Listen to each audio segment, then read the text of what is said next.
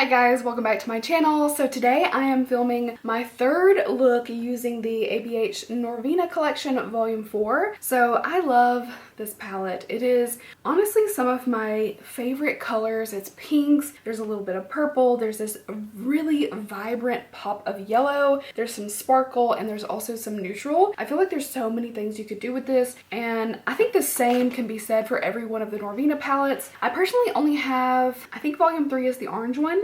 I have minis of 1 and 2, and then I have the big one 4, which I just bought. So I've done a couple looks already, and I am going to insert some videos so that you can see 3 different looks with this, so it's more than just like a quick first impression, it's a true review. So my first look, I used a lot of pinks. I went for it. It was like Barbie pink heaven with this really pretty sparkly cut crease. I tried to use several colors while still keeping it in the pink family.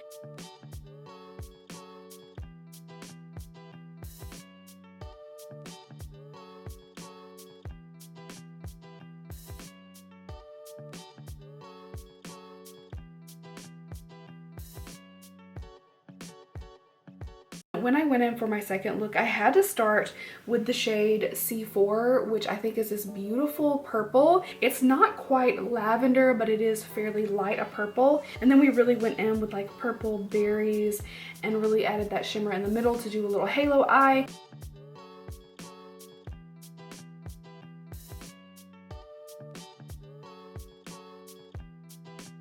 So I try to mix it up, and today I'm going to do something, and I don't know what I'm going to do with my eye look. So I am going to go ahead and prime with my normal base CoverGirl True Blend Undercover Concealer. I've been loving this one. I feel like it's the right balance of dry down, so it's not completely dried down and matte, but it's not incredibly sticky or wet, if that makes sense. So I'm just going to do one eye, and I'll do the other eye off camera to save you guys some time.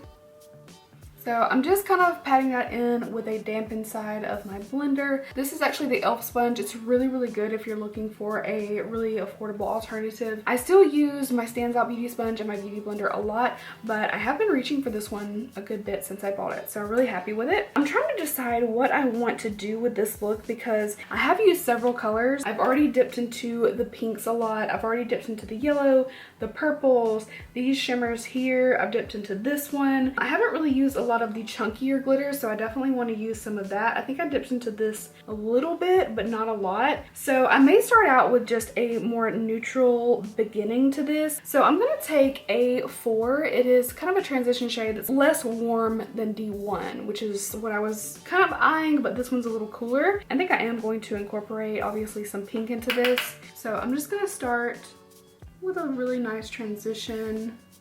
I'm using the Sigma Trend Mood brush. This is the blending one, tapered blending. It's an E35, is that right? Yes, E35. Love Sigma brushes. That's definitely what I was hoping for. It's a little bit more cool neutral. Honestly, I feel like, and I think I said this in my vlog too, I'll link my latest vlog. It was just all over the place. I did a little bit of everything. I did a lot of talking and chatting and live stuff, so if you want to see that kind of stuff, I'll go ahead and link that up in the corner. But I think I kind of mentioned, like, I'd really love to get the other Norvinas and just have all of them, because I feel like being pressed pigments, they're just amazing quality. The colors, you have literally everything. If you had all 4, you've got so many options. And I was actually going through my palettes the other day and putting them in my little like mystery wheel, and so I was actually looking and seeing every single palette that I had by name, and I have so many Morphe ones, and I can just honestly, I don't really have a desire to grab them unless it's like the Dare to Create or that holiday one. There's a few that I like that I still want to grab, but like most of them in the black packaging, like the 35s, I'm just, there's nothing about them that's really like, oh my god, I need it. And I kind of have been holding on to them because, you know, there's the colors in there that I might want to reach for that I don't have anywhere else. But between the Norvina ones, my Jeffree Star palettes, especially like the more colorful ones like Jawbreaker, kind of all the colors that I could possibly need. So I feel like Morphe palettes are probably going to be something that I'm going to declutter. I'm not like in a declutter palette mood right now, but when we get situated in a few months, into a new house and a new space, of course I'll probably be in that like declutter mood and get everything really nice and pretty. So yeah, we'll see about that. It doesn't look like I've tried C2 yet, so I'm gonna go ahead and place some of that shade kind of here Ooh, yes. And then I'm gonna pick up C5.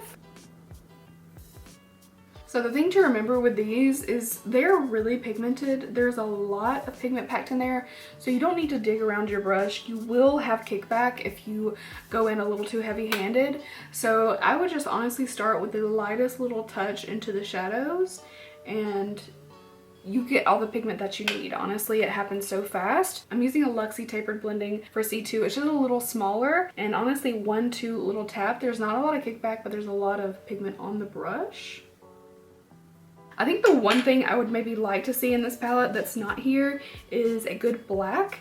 I just feel like any palette could use a good black, if that makes sense, especially when you've got these pinks and purple rich colors that you might want to deepen and darken. All right, I think I'm going to take E4. I have already used this color in my second look, but I'm going to just darken up the crease, especially in the outer corner as well. And I hope you guys can see, there is virtually no fallout. I have like one little fleck. It's not bad at all, but you got to use it correctly. Like, you will have fallout. If you go in like digging your brush, you're definitely going to have fallout. But if you go in with a light hand, you will have little to no fallout. That's really good.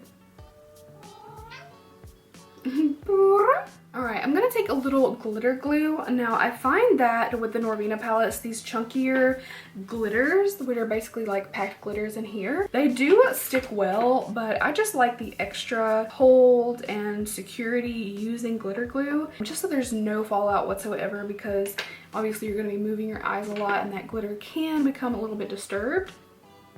I'm so torn because I feel like both of these colors would be fun. I think I'm gonna take this one, which is, oh, it's so pretty.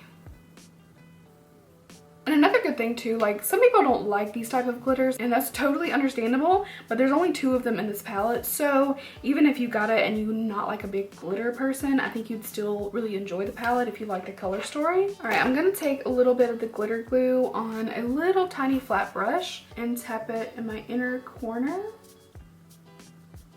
And then I'm just gonna pick up a little bit of this other glitter. It looks kind of whitish, but it's got like a really pretty, I don't know how to describe this. Like, there's a little like greenish hue to it. It looks a little bit iridescent. It's really pretty.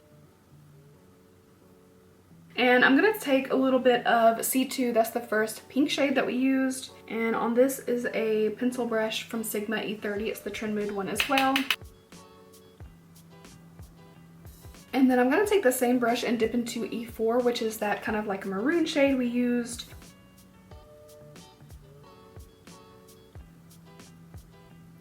All right, that is one eye done. So this kind of landed kind of funny in between my first 2 looks. Like, we went pink, purple, and then this is kind of like berry, even though I used a lot of pink, but I'm really liking it. Let me know what you think, but I'm gonna do the other eye and we'll come right back and finish off. All right, so here is my finished look using the Norvina Volume 4, the 3rd look I've done with this, and I'm sure there'll be lots more, but hopefully it's at least giving you a good idea of how this palette performs. Honestly, I'm in love with it. I like the way that all of them look, but this is probably my favorite just because these colors are right up my alley. I tend to gravitate toward pink eyeshadow a lot. I don't know why. It's just the thing that I tend to do, and I love very like feminine looking eyeshadow, and I went ahead and did a pink lip. The lip is kind of matching my waterline, which for that I used the ColourPop gel liner in Good Reef, and it kind of matches that. It's a little bit pinker than the berry, but I feel like it kind of plays nicely into the glitter. I think it looks really cute, and it's kind of monochromatic, but not all the way. I really like it. I also use the Tarte Big Ego mascara, which I do like.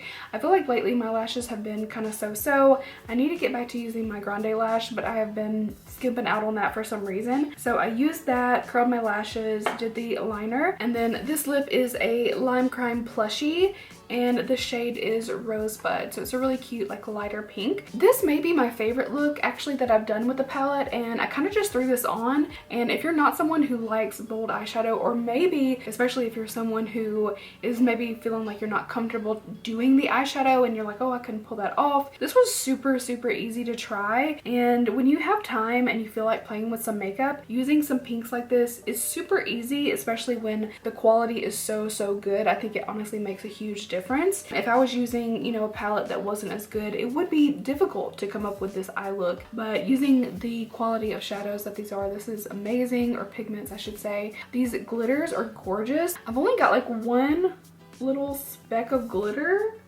Again, so fallout's not bad even with the chunky glitter. I was just kind of like careful to put it on because obviously anytime you overdo it with the pigments, the glitters, whatever, you can have fallout. You can definitely do eyeshadow first, but honestly, it's so good that it's not really necessary if you like doing foundation first. I did a really bold eye with foundation already on and I don't have a mess, so that's really encouraging. I do have to admit these palettes are not cheap. I think they go for $60. Recently, one of them was on sale and of course it was the one that I already had.